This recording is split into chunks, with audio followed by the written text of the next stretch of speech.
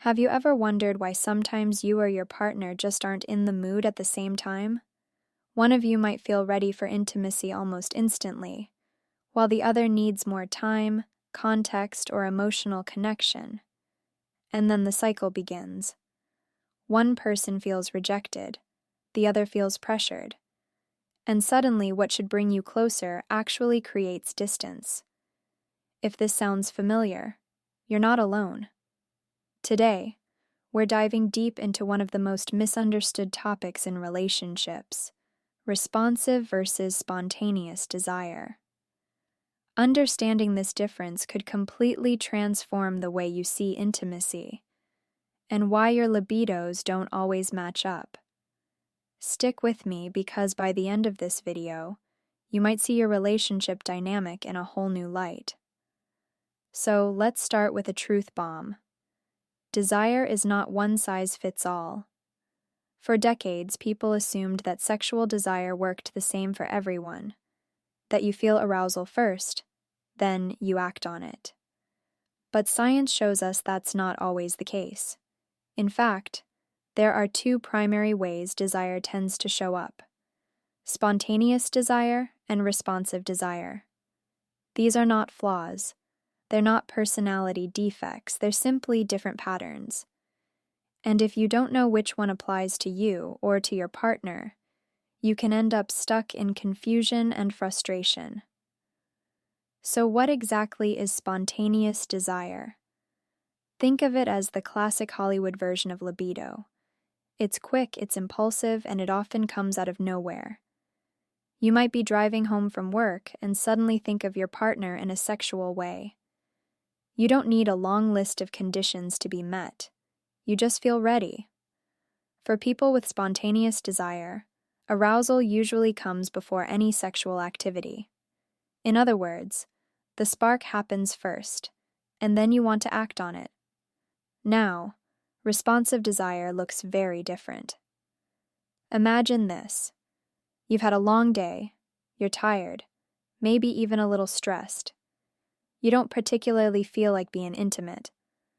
But then your partner starts showing affection, gentle touches, emotional connection, maybe even some physical intimacy. Slowly, your body and mind begin to respond. You didn't feel desire out of the blue, but once the context shifted, once safety, closeness, and stimulation were present, your desire started to awaken. For people with responsive desire, the arousal tends to come after the sexual activity has already begun. Already, you can probably see why these two styles can create tension in relationships. If one partner expects the other to feel desire instantly, but the other needs a warm-up period, it can feel like rejection. And if you're the one with responsive desire, you might even worry that something is wrong with you because you don't get sudden sparks like your partner does. But here's the key. Neither style is wrong. They're just different. So let's push this further. Why does this matter so much? Because most couples assume their mismatched libido means incompatibility. But the truth is, it often just means they haven't learned to recognize their desire patterns. In fact, research shows that many women in long-term relationships primarily experience responsive desire. That means if you or your partner don't feel in the mood out of nowhere, you're not broken. You're just wired differently. But here's where curiosity kicks in. If we know this, why do so many couples still struggle? The answer lies in expectation. Society tends to celebrate spontaneous desire. It's seen as more exciting, more passionate, more romantic. Movies, TV shows, even music reinforce this idea that real chemistry means wanting each other all the time, instantly. But when real life doesn't look like that, people panic. They start to wonder, do I still love my partner? Am I still attractive? Is something wrong with us? When in reality, it's simply a mismatch of patterns. Now, here's where it gets really fascinating. Many people actually experience a combination of both types of desire depending on the situation. Stress levels, hormones, relationship satisfaction, and even time of day can shift the way desire shows up. For example, someone who usually has spontaneous desire might notice that during high-stress periods, their libido becomes more responsive. Or someone with responsive desire might occasionally feel spontaneous sparks when they're on vacation, or feeling deeply relaxed. In other words, your desire style isn't a fixed identity. It's more like a spectrum, influenced by context. Let's break down the challenges that arise in a relationship when one partner leans spontaneous and the other leans responsive. First, there's the issue of timing. The spontaneous partner may initiate often, expecting readiness. The responsive partner, caught off guard, may feel pressured. The result? Frustration, rejection, even shame. Over time, the spontaneous partner might stop initiating altogether to avoid rejection, and the responsive partner may feel relieved, but also disconnected. Second, there's the misinterpretation of desire. Many people with responsive desire think, if I don't feel it right away, I must not want it. But the truth is, desire can grow. Just because it's not instant doesn't mean it won't appear once you're engaged in intimacy. Recognizing this can shift the entire dynamic. Third, there's the emotional fallout. Sex is rarely just physical. It's deeply tied to validation, connection, and identity. So when desire doesn't sync, people often make it personal. You don't want me. You're too needy. You're broken.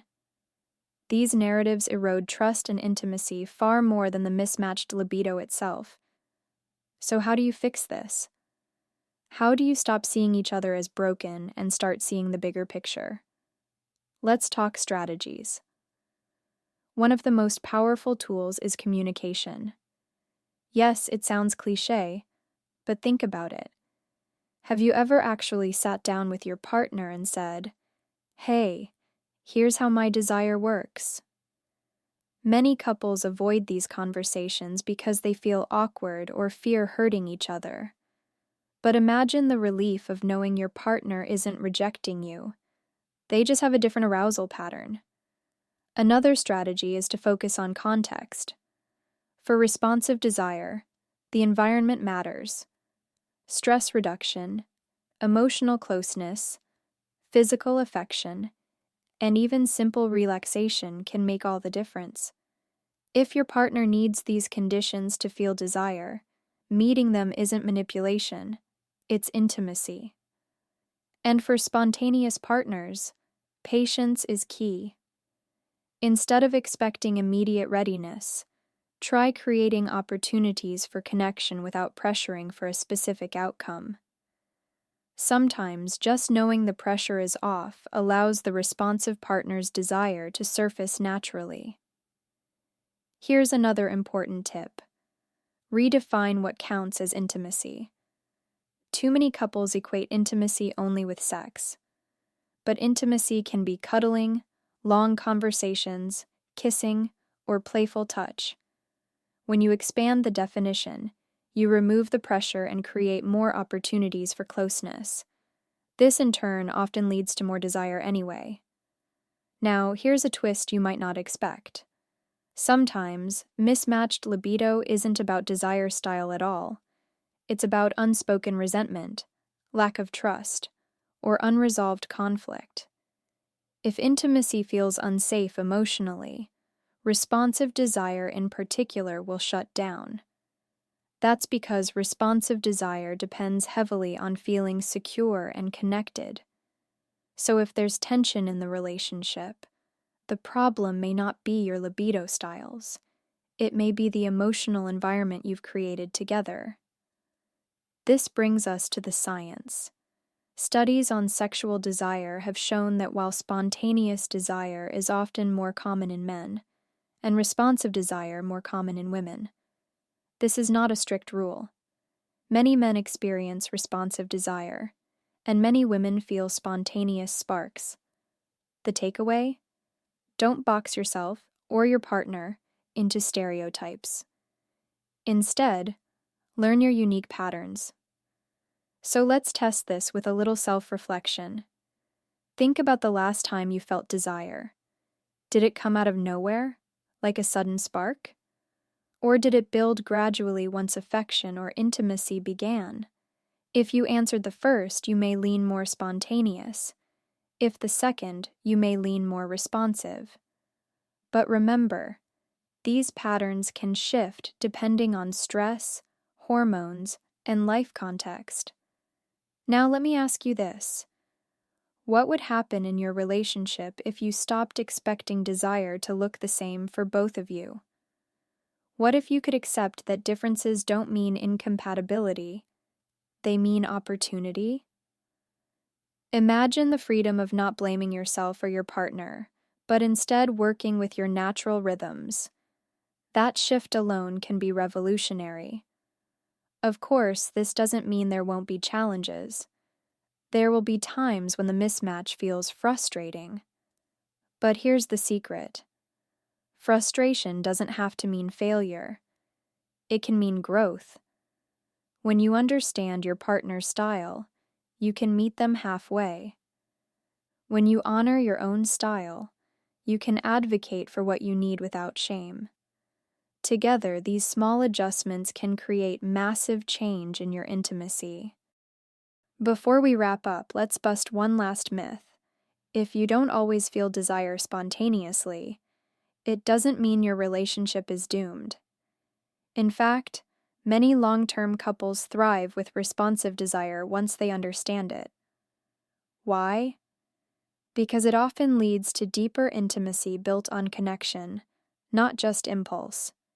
Spontaneous desire might light the fire quickly, but responsive desire keeps it burning in a sustainable way.